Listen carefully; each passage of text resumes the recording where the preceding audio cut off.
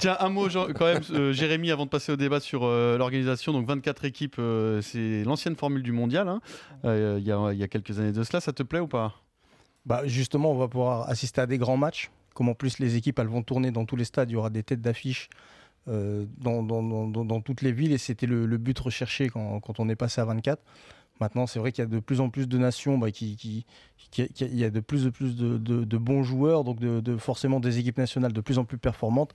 Et avoir un Euro à 24 équipes, ça va faire une plus grosse compétition, de plus beaux matchs, et le vainqueur sera plus beau. Alors, on va parler avec Bernard Laporte de cet Euro à domicile, puisque tu as vécu une compétition à domicile en tant que sélectionneur, hein, la Coupe du Monde 2007 en France. Est-ce que c'est un énorme avantage pour les Bleus 32-16 et hashtag RMC Live sur Twitter? Vincent, qu'est-ce que tu en penses? On a quand même gagné l'Euro 84, la Coupe du Monde 98. Et au foot, c'est sûr que c'est un avantage. Au foot, c'est probablement un avantage. Au rugby, ça se vérifie. Expliquez-moi pourquoi plus pas. au foot qu'au rugby. Alors pourquoi Expliquez-moi pourquoi pas au rugby alors. Non, Voilà. non, mais Eric, alors que les matchs à domicile sont plus faciles pour vous. Alors vas-y, allez. On s'est mal exprimé. Le constat fait qu'au football, c'est plus facile. Ah, voilà. Ils se le sont facilités. C'était pas évident de gagner 98 et 84 quand même. Mais pour le moment, ils auraient perdu. C'est tout. Bravo à eux, c'est sûr. Comment ça pour après, tu veux dire les compètes organisées en France? Les deux en foot, ils ont gagné. Donc bravo à eux. C'est pas plus simple. Après, il faut pas qu'il y ait tout simplement, il faut qu'il y ait une conjonction des trucs. Il faut pas qu'il y ait une équipe qui surnage et qui soit au-dessus de tout le monde. Parce que tu as beau recevoir, si tu as le Brésil, un énorme Brésil qui arrive, ou une énorme Argentine, ou une énorme équipe. Au championnat d'Europe, ça va, on est à l'abri. Je te parlais de la Coupe du Monde, de rugby, ou des championnats d'Europe. Donc, tu peux recevoir à la maison. Voilà, c'est un avantage à condition d'avoir l'une des meilleures équipes, quoi. C'est 84, je me rappelle, j'étais minot, je regardais, on avait une équipe. Comment de feu. tu étais minot en 84? Amateur. J'avais 20 ans. T'étais pas minot, tu avais vu le loup déjà. Oui, d'accord, mais j'avais 20 ans, j'étais minot. T'es un homme. J'aurais pu jouer dans cette équipe, je signale, Eric. Mais fait, ça, c'est autre chose. Non, mais en 2007, ça vous a peut-être même inhibé, non, sur ce match d'ouverture contre l'Argentine, non? On n'avait pas été. Qu'est-ce qui s'est passé en fait? C'est que sportif ou il y a quelque chose comme ça de certainement l'ambiance qu'on n'avait pas supporté. Pas de mental. Certainement qu'on n'avait pas supporté la pression. Il y a un truc comme ça. Et puis, on est tombé sur une équipe argentine qui nous a battu 2 fois, donc qui était meilleure que nous. Il faut dire les choses comme elles sont aussi. Non, attention, l'équipe argentine, il y avait une génération qui était incroyable. Ils font une demi-finale.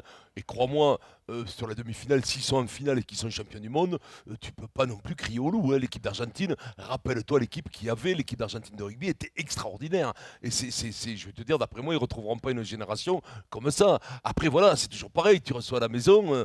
Si tu as une énorme équipe qui domine tout le monde, c'est un avantage. Autrement, c'est comme tu peux la faire en Allemagne, c'est la même. D'après moi, c'est pas forcément un avantage de recevoir à la maison. Je pense que quand on regarde, moi je parle pour le foot, là, le rugby vous êtes mieux placé que moi, mais quand je regarde les 2 victoires à domicile des équipes de France, il y a un vrai leader et un grand joueur dans l'équipe. Et la preuve, en 2006, Zizou est là, tu vas en finale, tu peux la gagner, tu dois la gagner même. Donc c'est pas trop le fait de recevoir qui fait la différence. C'est le grand joueur qui te fait gagner la compétition qu'on a eu 2 fois et qui te voilà. Et est-ce qu'on est les meilleurs joueurs du monde? Est-ce qu'on l'a là? Je suis pas sûr. En 98. Voilà, là, je suis pas sûr que même en recevant, si on n'a pas le grand joueur qui te fait gagner le match, on passera la trappe. Au rugby, on l'a pas fait. Au basket, ils l'ont pas fait non plus. Dans la compétition, on a reçu. Non, c'est la prochaine. Coupe Davis, tu reçois à la maison. Si t'as pas Coupe Davis, on a perdu au tennis.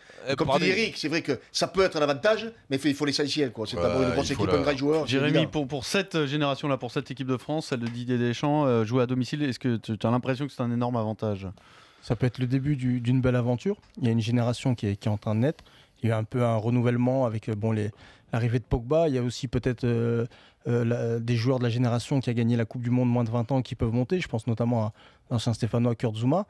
Ça peut être le début d'une belle aventure. Alors peut-être pas le gagner, mais essayer de faire une superbe compétition pour enchaîner sur la Coupe du Monde. Mais en tout cas, je pense que c'est sûr qu'ils vont avoir une pression de dingue. C'est normal, c'est à domicile, mais ça peut aussi être une pression positive et jouer en leur faveur pour faire une compétition en boulet de canon. T'as vu comme il nous a placé son cœur de main, Eric? Exactement, j'allais y venir. Attention, il a un thème, Jérémy. Chaque phrase, il doit placer Stéphano, il paraît. Attention. Et là, on va voir le maire. Alors, on va voir Romeyer, Cayazo, Galtier, on va tous les avoir. Plus le maire. Pour le coup, c'est intéressant de parler de Saint-Etienne parce que alors à Geoffroy Guichard, il y a une ambiance extraordinaire. Je suppose que jouer à Geoffroy Guichard quand t'es Stéphano, c'est super. Mais parfois aussi, peut-être que ça peut vous inhiber, non? Les retours en Coupe d'Europe, ça a été des frissons peut-être un peu trop importants, non, pour l'équipe parfois. Je pense que ça peut inhiber quand il y a des mauvais résultats. Parce que quand le public gronde, c'est sûr que quand le public fait la fête et qu'il est content, mais même quand vous faites match nul en Coupe d'Europe, le fait de voir un match de Coupe d'Europe, de recevoir l'Inter de Milan, le stade est content, le public est content. Mais quand vous êtes 15e, 16e et que vous rentrez dans un stade, je ne vais pas dire hostile, mais qui attend autre chose de son équipe, qui veut voir du beau jeu et qui veut, comme on dit, voilà, qui boude, là, ça peut être inhibant. Donc, je pense que le premier et le deuxième match des Bleus sera un facteur déterminant. Si ça débute mal, c'est sûr que ça peut aussi se retourner contre eux.